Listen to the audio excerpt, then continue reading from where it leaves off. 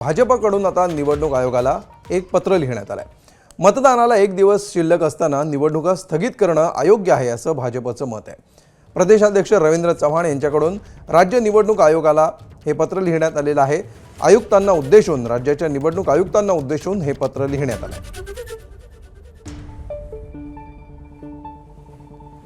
काही ठिकाणी निवडणूक प्रक्रियेमध्ये अपिलात गेलेले उमेदवार आणि न्यायालयाकडून प्रलंबित असलेले निकाल या पार्श्वभूमीवर राज्यामध्ये जवळपास 22 ठिकाणी नगराध्यक्षपदाच्या आणि 700 पेक्षा अधिक ठिकाणी वेगवेगळ्या वॉर्डमधल्या निवडणुकांना स्थगिती देण्याचा निर्णय निवडणूक आयोगाने घेतलेला आहे आणि हळूहळू याची माहिती देखील समोर येते आहे।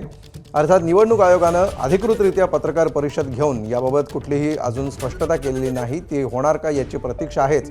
मात्र अशा प्रकारे निवडणुका रद्द करणं अयोग्य असल्याचं मुख्यमंत्र्यांनी म्हटलं होतं आणि त्या पाठोपाठ आता भाजपचे प्रदेशाध्यक्ष रवींद्र चव्हाणांनी निवडणूक आयोगाला हे पत्र लिहिलंय आणि पत्रातून त्यांनी ही मागणी केलेली आहे की मतदानाला एक दिवस शिल्लक असताना निवडणुका रद्द करणं योग्य नाही, त्यामुळे या निर्णयाचा पुनर्विचार करावा अशी ही मागणी त्यांनी केल्याचं कळतंय।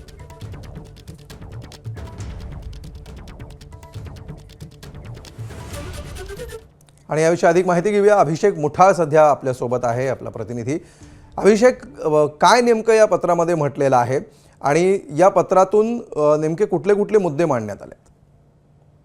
मुख्यमंत्र्यांनी आज सकाळी या संदर्भात भाष्य केलेलं होतं। एकूणच अशा प्रकारे निवडणुका काही ठिकाणी किंवा काही ज्या निवडणुका आहेत त्या स्थगित करणं उचित नसल्याचं सांगण्यात आलेलं होतं, बोलण्यात आलेलं होतं आणि त्याच प्रकारे आता पाहायचं तर रवींद्र चव्हाण यांच्याकडनं पत्र लिहिण्यात आलेलं आहे। रवींद्र चव्हाण यांच्याकडनं निवडणूक आयोगाचे जे आयुक्त आहेत त्यांना पत्र लिहिलेलं आहे आणि एक मतदानाचा एक दिवस शिल्लक असताना अशा प्रकारे निवडणुका स्थगित करणं अयोग्य असल्याचं मत देखील व्यक्त करून दाखवलेलं आहे। यामध्ये प्रामुख्यानं जर का पाहायचं तर जो निकाल लागलेला आहे सर्वोच्च न्यायालयाचा त्याचा दाखला देण्यात आलेला आहे आणि कुठेतरी जे हे सगळं मत आहे ते चुकीच्या पद्धतीनं घेण्यात आलं अशा प्रकारे देखील भाजपकडनं हे निवडणूक आयोगाला पत्र लिहिण्यात आलेलं आहे। एकूणच याद्वारे कुठेतरी जे निवडणूक आयोगाकडनं हा निर्णय घेण्यात आलेला आहे निवडणुका स्थगित करण्यासंदर्भात, त्या संदर्भात देखील भाजपकडनं कुठेतरी नाराजी जी आहे ती आपल्याला व्यक्त होताना पाहायला मिळते आणि त्यामुळे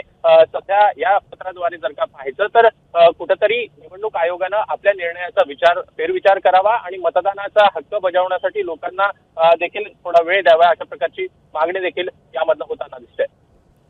निश्चितपणे अभिषेक, निवडणूक आयोगाकडून या सगळ्या मुद्द्यांवर काही उत्तर देण्यात येणार आहे का, याविषयी काही माहिती कळते आहे का? कारण वेगवेगळ्या ठिकाणाहून त्या ठिकाणच्या निवडणूक अधिकाऱ्यांकडून ही माहिती जसजशी समोर येते तसतसे हे आकडे सध्या अपडेट होत चालल्याचं दिसतंय। मात्र राज्य निवडणूक आयोग ऑफिशियली याच्याविषयी काही बोलण्याची शक्यता आहे का? तशी काही पत्रकार परिषद होऊ शकते का?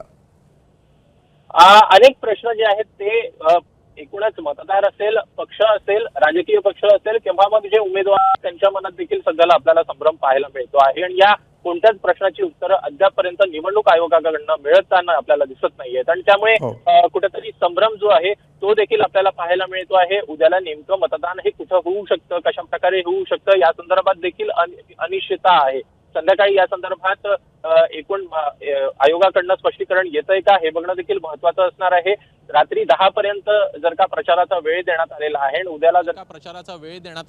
उद्याला जर का सकाळपासून मतदान सुरू होणार असेल तर नेमकं कधी आणि कुठे मतदान करायचं, कुठे कसं मतदान होणार आहे हे देखील या संदर्भात देखील संभ्रम आपल्याला निर्माण होताना दिसतोय आणि त्यामुळे निवडणूक आयोग आता या सगळ्या पार्श्वभूमीवर काय उत्तर देतोय हे बघणं देखील महत्वाचं असेल। अशात भाजपकडनं देखील या संदर्भात पत्र लिहिण्यात आलेलं आहे आणि एकूणच जो निर्णय निवडणूक आयोगाकडनं घेण्यात आलाय त्याबद्दल देखील नाराजी व्यक्त होताना दिसते।